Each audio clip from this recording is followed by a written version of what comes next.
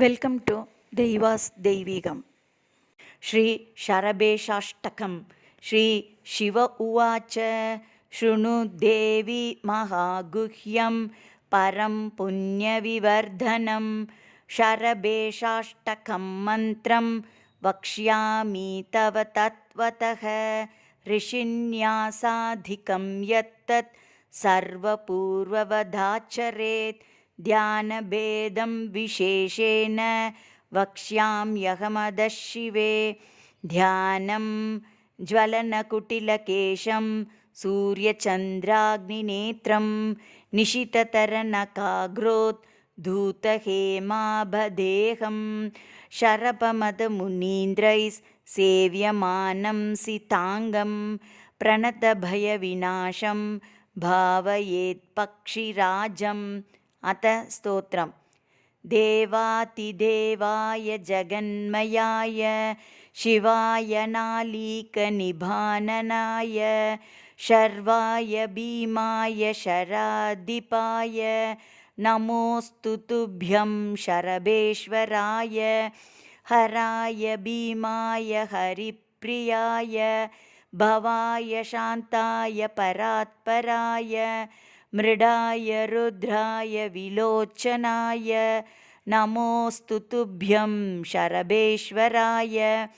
शीतांशुचूडाय दिगम्बराय सृष्टिस्थितिध्वंसनकारणाय जटाकलापाय जितेन्द्रियाय नमोऽस्तु तुभ्यं शरभेश्वराय.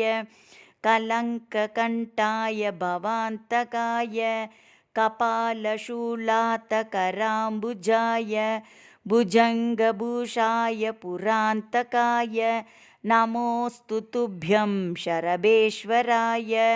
समाधिषट्काय यमान्तकाय यमादियोगाष्टकसिद्धिताय उमादिनाथाय पुरातनाय नमोऽस्तु तुभ्यं शरभेश्वराय.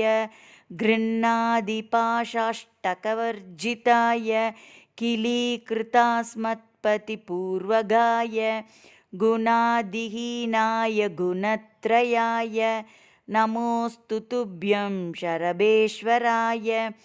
कालाय वेदामृतकन्दलाय कल्याणकौतूहलकारणाय स्थूलाय सूक्ष्माय स्वरूपगाय नमोऽस्तु तुभ्यं शरभेश्वराय.